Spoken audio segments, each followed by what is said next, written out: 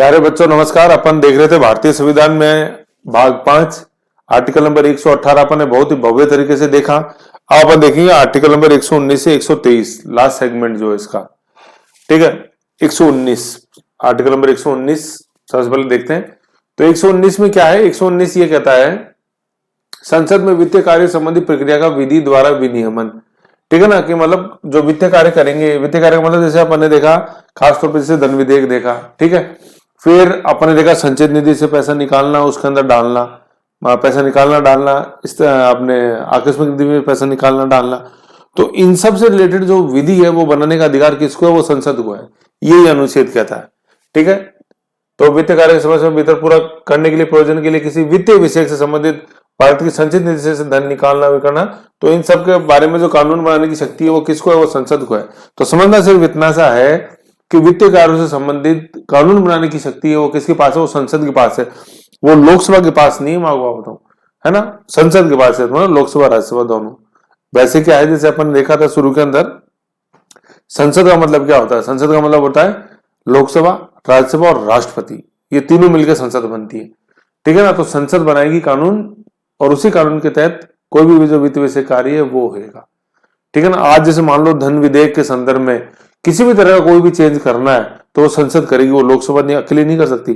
लोकसभा अकेली डोमिनेंट है धन विधेयक को लेकर, मनी बिल को लेकर जो अपन ने प्रोसीजर देखा 109 में, परिभाषा देखी 110 में, उसके तहत लेकिन उस प्रोसीजर में अगर कोई चेंज करना है तो वो चेंज वो संसद ही करेगी। ठीक है ना, जैसे मान लो राज्यसभा को भी 14 दिन दिए हुए हैं, बढ़ा के जैसे मान लो ये 1 महीने करने, फॉर एग्जांपल बता रहा हूं आपको, तो जो विधि में चेंज होगा ये कौन करेगी? विधि में चेंज ये संसद करेगी। ये है इसका मतलब 119 का। ठीक है, तो शॉर्ट एंड स्वीट है, कुछ इसके अंदर ज्यादा कलिशता है नहीं, आर्टिकल में शॉर्ट एंड स्वीट है, निचोड़ के रूप में। अब 120 का देखते हैं कि संसद में प्रयोग की जाने वाली भाषा, संसद के दोनों सदन उनमें प्रयोग कौन सी भाषा प्रयोग करेंगे? तो संविधान तो कहता है हिंदी या इंग्लिश में से कोई एक। ठीक है ना, मेरे को हिंदी आती है तो मैं हिंदी बोल लूंगा, मेरे को इंग्लिश आती है तो मैं इंग्लिश बोल दूंगा। इनके अलावा मेरे को मतलब ये दोनों ही नहीं आती, मेरे को मातृभाषा आती है। खास तौर पे ये प्रॉब्लम है या ये इशू है अपने साउथ इंडिया वाले एमपीज के साथ में। जैसे कोई तमिलनाडु से चुन के आता है संसद के अंदर तो उसको हिंदी इंग्लिश कुछ भी नहीं आती। इंग्लिश आती टूटी फूटी आती, लेकिन तमिल बहुत अच्छी आती है, तमिलनाडु से आता है, केरला से आता है मलयालम अच्छी आती है, कर्नाटक से आ रहा है कन्नड़ अच्छी आती है, आंध्र प्रदेश से आ रहा है तेलुगु अच्छी आती है कि नहीं है, महाराष्ट्र से आ रहा है तो मराठी अच्छी आती है, गुजराती अच्छी आती है, लेकिन हिंदी कम आती है या इंग्लिश टूटी फूटी आती है। तो उनको फ्लुएंसी है मातृभाषा के अंदर। ठीक है, तो मैंने आपको ओथ लेने वाला जो बताया था, संसद सदस्य जब ओथ लेते हैं अपने लोकसभा सदस्य खासतौर पे, तो उसका वीडियो दिखाया था। तो कुछ सांसद थे जो लोकल भाषा में, अपनी लोकल का मतलब मातृभाषा में शपथ ले रहे थे।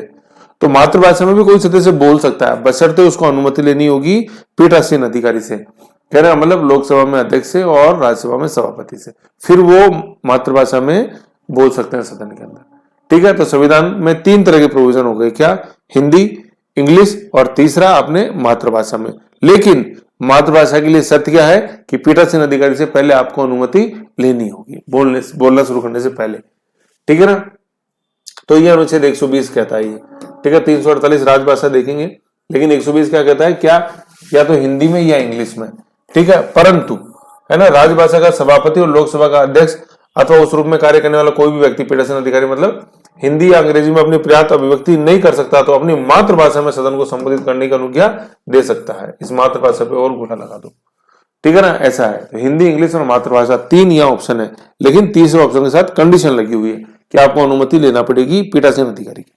समझ गए?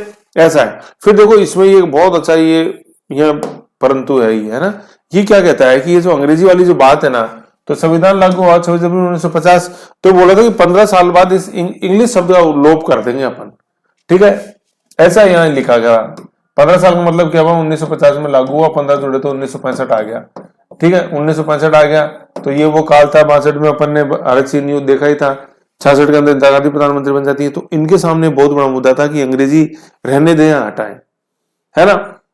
तो इसमें क्या है, जब मैंने मॉडर्न इंडिया पढ़ाई है, खासतौर पर अपने आजादी के बाद का जो भारत है, वहां अपन देखते हैं कि एक जो राजकीय भाषा जो होगी ना शासन की, वो क्या होगी। तो इंदिरा गांधी के सामने 2 बहुत मुद्दे थे, एक तो राज्यों का भाषाई आधार पर पुनर्गठन करना, और दूसरा ये क्या है, मतलब राजकीय भाषा क्या होगी, हिंदी या इंग्लिश या मातृभाषा क्या। तो इंदिरा गांधी ने फिर तोड़ के रूप में निकला 3 लैंग्वेज फार्मूला, हिंदी भी, इंग्लिश भी और एक लोकल भाषा। ठीक है, तो ये जैसे ये वाला जो है ना लोकल इंग्लिश का वाला क्वेश्चन जो है, तो ये बहुत अच्छे क्वेश्चन आते हैं खासतौर पर आईएएस मेंस के अंदर, है ना, कि एक वो मुद्दा जिससे कि शासक वर्ग हमेशा डरता गया, ठीक है, लेकिन जब उस मुद्दे को सुलझाया गया तो वो देश को तोड़ने वाली जगह देश को बांधने वाला साबित हुआ, सीमेंटिंग फैक्टर। पहले डरते इसलिए थे कि हो सकता है इस मुद्दे पे बात करें तो देश टूट जाएगा, लेकिन बाद में जब उन्होंने पहल करना चालू करी तो देश टूटने की जगह जुड़ गया। तो चर्चा करो मुद्दा कौन सा था, तो मुद्दा था भाषाई आधार पर राज्यों का पुनर्गठन और एक शासकीय भाषा के रूप में इंग्लिश का प्रयोजन।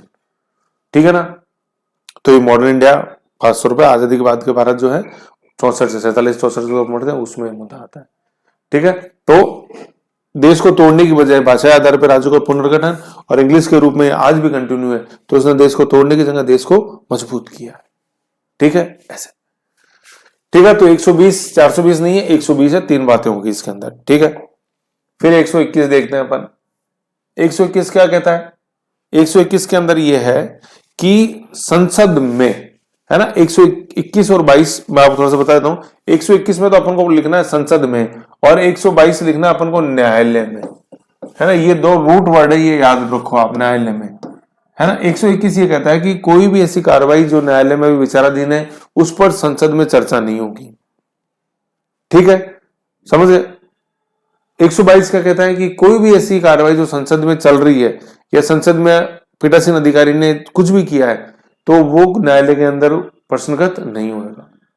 ठीक है, तो 121 ये संसद में कोई चर्चा ऐसी नहीं होगी जो मतलब वो न्यायालय में विचाराधीन है। बस सिर्फ जो न्यायाधीश को हटाने की जो बात है ना, जो अपन महाभियोग देखेंगे सुप्रीम कोर्ट में, वो सुप्रीम कोर्ट मतलब महाभियोग की चर्चा का डिस्कशन हो सकता है संसद के अंदर, उसके अलावा कोई भी न्यायालय के बाद डिस्कशन नहीं होगी। ठीक है ना, ये सेपरेशन ऑफ पावर जो ना, शक्ति का पृथक्करण का सिद्धांत, उसके तहत ये प्रोविजन है। और 122 में यह है कि न्यायालय में कोई भी जो सदन के अंदर जो कार्रवाई हुई है वो प्रश्नगत नहीं होगी। ठीक है ना, जैसे फॉर एग्जाम्पल मान लो कि स्पीकर ने किसी को बोलने का मौका नहीं दिया तो आप नहीं पहुंच जाओगे न्यायालय के अंदर। ठीक है, स्पीकर ने अगर धन विधेयक घोषित कर दिया तो वो नन्ना अंतिम है। ठीक है, स्पीकर ने आपको हाउस से बाहर निकाल दिया, मार्शल्स को बोला कि निकले जाओ, इनको बाहर नहीं कर सकते, न्यायालय में चले, है ना। वो बात दूसरी की देखो, जैसे मान लो स्पीकर ने जैसे मान लो दल बदल का आदेश के तहत किसी को अयोग्य ठहराया है तो वो सुप्रीम कोर्ट में चैलेंज हो सकता है ना, दल बदल के तहत कोतोहलनवाद किलोहतनवाद के अंदर 2004 में किलोहतनवाद बनाम नागालैंड सरकार, उसमें कहा गया कि दल बदल का जो लोकसभा अध्यक्ष या अपने राज्यसभा अध्यक्ष पीठासीन अधिकारी का जो निर्णय है वो अपन कोर्ट में चैलेंज कर सकते हैं, है ना, लेकिन और जो कार्रवाई के निर्णय है वो चैलेंज नहीं हो सकते। तो 121 क्या कहता है? संसद में चर्चा नहीं होगी न्यायालय की, बस न्यायाधीश को हटाने के अलावा किसी मामले पे चर्चा नहीं होगी। दूसरा 123 क्या कहता है? 122 121 तो संसद में और 122 क्या कहता है? 122 कहता है न्यायालय में पीठासीन अधिकारी के कृत्यों के ऊपर चर्चा नहीं होगी। ठीक है, ये 122 121 और 122 है। ठीक है, फिर उसके बाद जो 123 है ना, 123 आपने राष्ट्रपति की अध्यादेश बनाने की शक्ति, अध्यादेश जिसको अपन क्या बोलेंगे भाई, विधेयक एक्ट वो होता है, यह है अध्यादेश, समझ रहे हो, अध्यादेश। ठीक,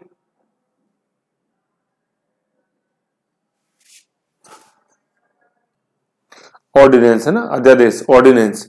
ठीक है, तो ऑर्डिनेंस जारी करने की राष्ट्रपति की शक्ति। तो पहले देखो अध्यादेश आधा आदेश है ये। ठीक है ना, तो वैसे क्या है, मैंने डिटेल में इसको अपने राष्ट्रपति की शक्तियां पढ़ी, वहां मैंने सारा डिटेल में बता रखा है। बस थोड़ा सा मैं 2 चीज बता देता हूं। एक तो आर्टिकल 123 है, अध्यादेश आधा आदेश है। आधा आदेश इसलिए कि राष्ट्रपति के बनाने से कुछ नहीं है, राष्ट्रपति ने जिस दिन बनाया है उसके 6 महीने के अंदर अंदर सदन इसको पास कर, सदन का संवेद मतलब सदन इकट्ठा होएगा और सदन इकट्ठा होने के 6 सप्ताह के अंदर अंदर इसको पास करना। ठीक है, तो कहने का मतलब कोई अध्यादेश राष्ट्रपति बनाता है तो उसकी ज्यादा से ज्यादा उम्र कितनी हो सकती है उस अध्यादेश की? 6 महीने और 6 सप्ताह, है ना, ये दोनों याद रखने, 6 माह और 6 सप्ताह, 6 माह और 6 सप्ताह ये इस अध्यादेश की उम्र होती है। ठीक है ना, 6 माह, ये 6 माह कैसे, जैसे मैं आपको बताऊं, 6 माह प्लस 6 सप्ताह, तो ये 6 माह प्लस 6 सप्ताह है क्या, क्या इशू है ये मैं बताता हूं आपको, सप्ताह वीक।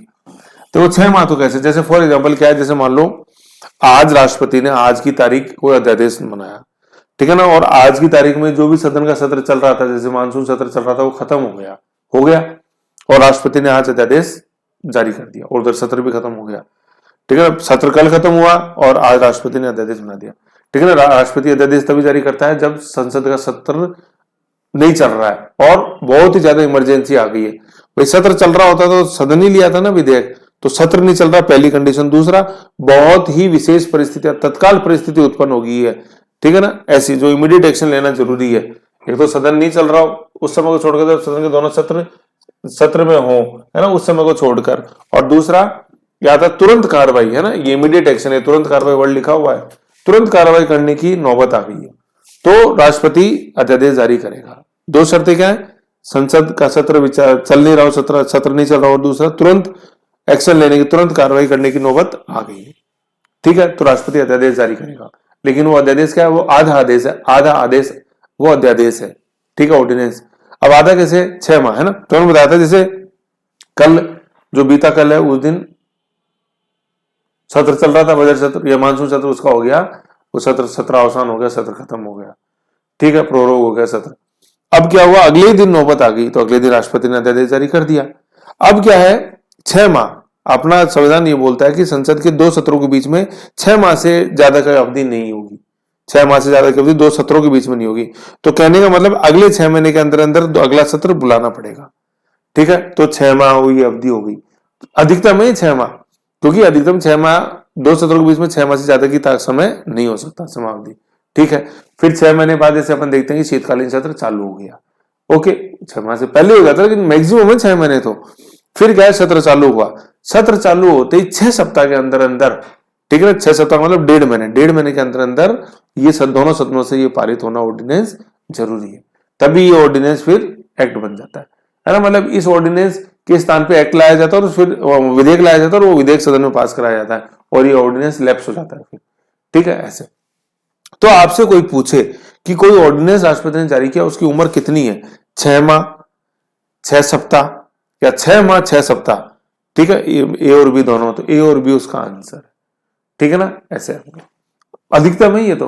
और उससे पहले मान लो अगर सदन आ जाता है, सत्र हो जाता है चालू, तो फिर वो कर सकते हैं, उसको पास कर सकते हैं, या सदन पास नहीं करे तो फिर ये विधेयक नहीं बनेगा, ऑर्डिनेंस भी फेल हो जाता है, ऐसे। ठीक है, तो ये एक बार राष्ट्रपति वाला देख रहा हूं, उसमें मैंने आपको ज्वलंत उदाहरण बताया था अपना जो भूमि अधिग्रहण विधेयक जो था।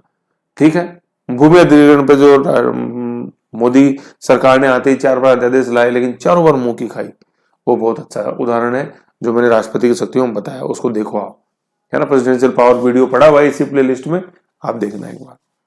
ठीक है, तो ये यहाँ पे अपना पूरा है 123 के बारे में सारी चीजें हैं, कोई संधिकाल सारा। ठीक, तो ऐसा ये अपना ये फिनिश होता है आर्टिकल नंबर 119 से 23, है ना। तो 119 से 123 अपन इसके अंदर देखा, 119 में विधि संबंधी विधि बनाने की, विधि कार्य संबंधी विधि बनाने की शक्ति संसद की है। 120 में अपन ने देखा कि किस भाषा में संबोधित करेंगे, हिंदी, इंग्लिश या मातृभाषा, मातृभाषा में तभी जब पीठासीन अधिकारी की पूर्व अनुमति हो। 121 संसद में किसी ऐसे कार्य पर चर्चा नहीं होगी जो न्यायालय में विचाराधीन है। बस एक अपवाद क्या है, न्यायाधीश को हटाने की प्रक्रिया, न्यायाधीश को हटाने के संबंधी चल रहा है वहां भी हो, उस पर संसद में चर्चा हो सकती है। और 122 में अपन देखा न्यायालय में पीठासीन अधिकारी का कोई भी निर्णय प्रश्नगत नहीं होगा। और 123 में अपन ने देखा राष्ट्रपति की ऑर्डिनेंस मेकिंग शक्ति, जो अपन देखते हैं कि अध्यादेश जारी करने की शक्ति राष्ट्रपति। ठीक है, ऐसे ही इस फाइल के अंदर था। नेक्स्ट जो अपना वीडियो है उसके अंदर अपन देखेंगे बहुत इंपॉर्टेंट टॉपिक कमिटीज का। ठीक है ना, जैसे मैंने बताया था जब अपन शुरू में पढ़ रहे थे द्वितीय वाचन के समय कमेटी स्तर आता है, तो कमेटी स्तर पे कैसे क्या चीजें होती हैं वो अपन नेक्स्ट वीडियो के अंदर देखेंगे। बहुत ही अच्छा वो वीडियो अपने है, तो उसको अपन देखेंगे नेक्स्ट कमिटीज में। ओके।